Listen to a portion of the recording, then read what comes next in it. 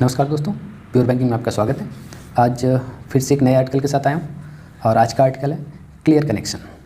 तो पूरे आर्टिकल में कनेक्शन के ऊपर बात की जा रही है। कनेक्शन का रिलेशन यहाँ हमारे टेलीकॉम सेक्टर से है। हमारा जो मोबाइल का नेटवर्क है उसके ऊपर पूरा फोकस किया जाएगा। इस आर्टिकल में पूरी तरह से राइटर ये बताना चाह रहे हैं कि आज जो टेलीकॉम सेक्टर की कंडीशन है वो इतनी ख़राब क्यों हुई और उसके लिए कौन कितना जिम्मेदार है और उसे बेहतर करने के लिए हमें क्या क्या करने की ज़रूरत है। ऐसा क्या हुआ है जिसकी वजह से ये कनेक्शन क्लियर हो गया, मतलब इसमें कोई बाधा नहीं रही। आने वाले दिनों में टेलीकॉम सेक्टर बहुत ही तेज़ी से ग्रोथ करेगा।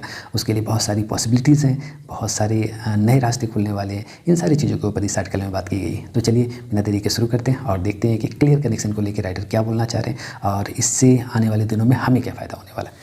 तो चलिए शुरू करते हैं। तो आर्टिकल है क्लियर कनेक्शन, यानी कनेक्शन पूरी तरह से क्लियर है। आने वाले दिनों में टेलीकॉम सेक्टर में हमें कोई प्रॉब्लम नहीं होने वाली है। तो इसे शुरू किया जा रहा है एक सजेशन के साथ कि जो इंटरकनेक्शन चार्जेस थे वो पूरी तरह से अब ख़त्म हो चुके हैं। अब वो चार्जेस नहीं रहे, वो अब एक कहानी बन चुकी है। तो अब टेलीकॉम सेक्टर जो है उसे अपनी सर्विस क्वालिटी पे फोकस करने की ज़रूरत है। अब तो चार्जेस का कोई इशू ही नहीं रहा, तो अब आप इसका रोना नहीं रो सकते कि हमें चार्जेस नहीं मिल रहे हैं जिस वजह से हमारा लॉस हो रहा है। तो अब आपको अपनी सर्विस पे फोकस करना होगा ताकि आप अपनी सर्विस बेहतर कर पाएँ और मार्केट में एक अच्छी सर्विस लेके आएँ ताकि जो आपके उपभोक्ता हैं उन्हें बेहतर सर्विस मिल सके। तो इस सजेशन के साथ इस आर्टिकल को शुरू किया जा रहा है और कहानी शुरू हो रही है 1 जनवरी से। अभी 1 जनवरी जो बीती है उस दिन से एक नया नियम शुरू हुआ। उस नियम के तहत इंटरकनेक्शन यूजेज चार्जेज जो थे वो पूरी तरह से ख़त्म कर दिए गए। इसकी वजह से बहुत सारे जो टेलीकॉम ऑपरेटर थे उन्हें बहुत फ़ायदा हुआ है, क्योंकि इस इंटरकनेक्शन चार्जेज की वजह से उन्हें नुकसान हो रहा था। इसमें होता क्या था कि एक ऑपरेटर कि अगर नेटवर्क से आप किसी दूसरे ऑपरेटर पे कॉल कर रहे हो और उस ऑपरेटर के नेटवर्क पे आपका कॉल कंप्लीट हो रहा है तो आपको उसको चार्ज पे करना पड़ेगा। तो एक इंटरकनेक्शन यूजेज चार्ज थे जो पे करना पड़ता था, इसे अब पूरी तरह से ख़त्म कर दिया गया है।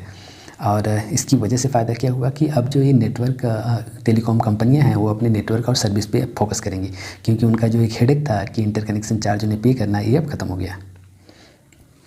ये मेज़र लेने में ये जो चीज़ें हुई हैं इस एक्शन को लेने में ट्राई को थोड़ा लेट हुआ, लगभग 1 साल ज़्यादा लग गया, क्योंकि बहुत सारे जो ऑपरेटर थे वो इसके लिए तैयार नहीं थे। ये बहुत पहले से इनिशिएट करने की बात चल रही थी, लेकिन वो पूरी तरह से इसके लिए तैयार नहीं थे। वो बोले थे नहीं, अभी हम इसके लिए रेडी नहीं हैं और नहीं वो 4G पे शिफ्ट कर पा रहे थे, क्योंकि उनके पास बहुत सारे अपने खुद के इशू थे जिसकी वजह से वो 4G नेटवर्क पर शिफ्ट नहीं कर पा रहे थे। इसमें कुछ हद तक सब्सक्राइबर के जो हैंडसेट का भी इशू था, क्योंकि उनके हैंडसेट काफ़ी स्लो थे, जितना उम्मीद किया जाता उससे भी ज़्यादा स्लो थे। इस वजह ये भी एक इशू था कि वो 4G पे शिफ्ट नहीं कर पा रहे थे, क्योंकि उन्हें लग रहा था उनके बहुत सारे यूज़र आज भी 2G और 3G नेटवर्क यूज़ कर रहे हैं। तो इस वजह से वो अपने ऑपरेटर को, अपने सब्सक्राइबर को छोड़ना नहीं चाहते थे और भी बहुत सारे उनके इंटरनल इशूज़ रहे होंगे जिस वजह से ये ऑपरेटर 4G पे शिफ्ट नहीं कर रहे थे, जिसकी वजह से इस एक्शन को लेने में लगभग 1 साल देरी हुई है। अब जबकि ये इंटरकनेक्शन चार्ज ख़त्म हो चुका है तो अब टेलीकॉम ऑपरेटर जो है उनको अब दूसरे चीज़ों पे ध्यान देने की ज़रूरत है, जिससे जैसे उनको अब जो डाटा टर्मिनेशन होता था उस पर उनको ध्यान मॉनिटर करने की ज़रूरत है कि डाटा टर्मिनेशन ना हो और बेहतर सर्विस लोगों को मिले, क्योंकि ये जो पेमेंट का इशू था ये अब पूरी तरह से ख़त्म हो चुका है। इसकी कोई अस्तित्व इसका नहीं रहा। इस वजह से उन्हें अब अपने सर्विस पर ध्यान देने की ज़रूरत है। अब एक और ही गोल्डन अपॉर्चुनिटी है इनके लिए कि स्पेक्ट्रम ऑक्शन का भी समय आ गया है। इसी साल में स्पेक्ट्रम का ऑक्शन भी होने वाला है, तो जैसे स्पेक्ट्रम का ऑक्शन होगा तो उन्हें और बेहतर स्पेक्ट्रम मिलेगा, जिसकी वजह से और बेहतर सर्विस लोगों को प्रोवाइड कर सकते हैं। अब एक तो उनको मौका मिलेगा बेहतर सर्विस देने के लिए और इसकी वजह से हमें भी एक कम्पिटिटिव टैरिफ देखने को मिलेगा, एक क्वालिटी ऑफ कॉल देखने को मिलेगा। आने वाले दिनों में और चीज़ें आसान होगी टेलीकॉम सेक्टर में, जिसकी वजह से कस्टमर के लिए बहुत ही फ़ायदे हो सकते हैं। जो कॉल का इशू है, कॉल ड्रॉप का इशू या नेटवर्क स्लो का इशू आज के डेट में बहुत बड़ा इशू है, ये इशू अब ख़त्म हो सकता है पूरी तरह से। तो ये सारी अपॉर्चुनिटीज़ हैं जो आने वाले दिनों में स्पेशली इस देश में हमारे लोगों को देखने को मिलेगी। सब्सक्राइबर के लिए क्या है कि वो उनको बहुत ज़्यादा टैरिफ पे करना पड़ता था वायरलेस नेटवर्क पे। इसका रीज़न था इंटरकनेक्शन चार्ज सिस्टम।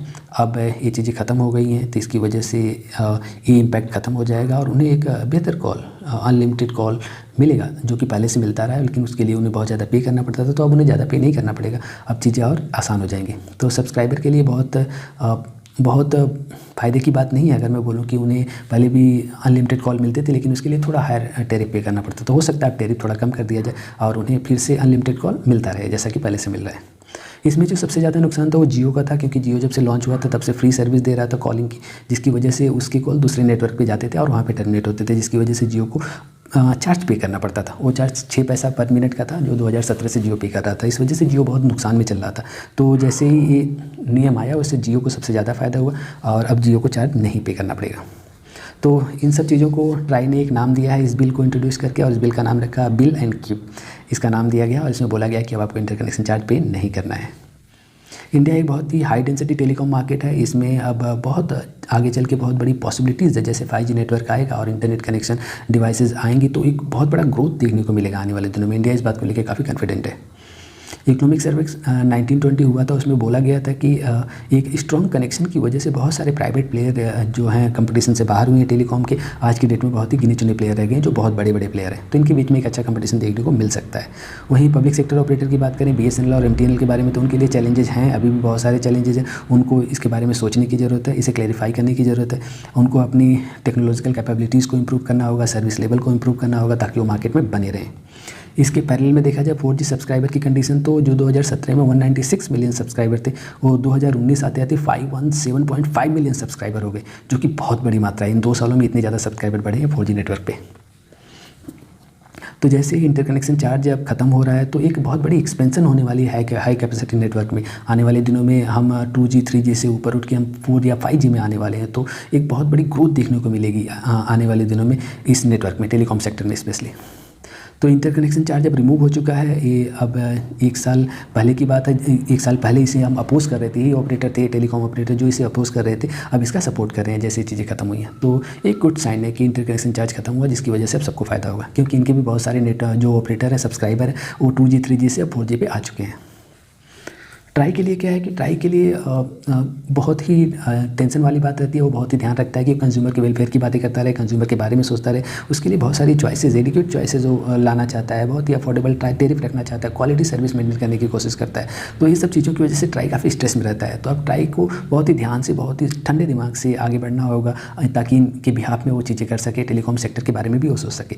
और अगर टेलीकॉम सेक्टर की बात करें, अगर उसके हेल्थ को बनाए रखना है तो बस उनको तो ऐसा करना है कि हाई टैरिफ लगा देनी है। थोड़ी सी हाई टैरिफ कर देगा तो उनकी हेल्थ टेलीकॉम सेक्टर की अपने आप सुधर जाएगी। तो ये बहुत बड़ा इशू नहीं है टेलीकॉम सेक्टर को लेके। टेलीकॉम सेक्टर आसानी से आने वाले दिनों में ग्रोथ करने वाला है। इंडिया एक बहुत बड़ा मार्केट है वॉइस और डाटा सर्विसेज का, जो बोला जाता है डिजिटल इकोनॉमी का फ्यूल है, यानी डिजिटल इकोनॉमी की आप बोल सकते हो ईंधन के रूप में इसको देखा जाता है। तो इतना बड़ा मार्केट है, अगर इसमें टेलीकॉम सेक्टर चाहे तो बहुत ज़्यादा, बहुत अच्छे से, बहुत ही बढ़िया तरीके से ग्रोथ कर सकता है।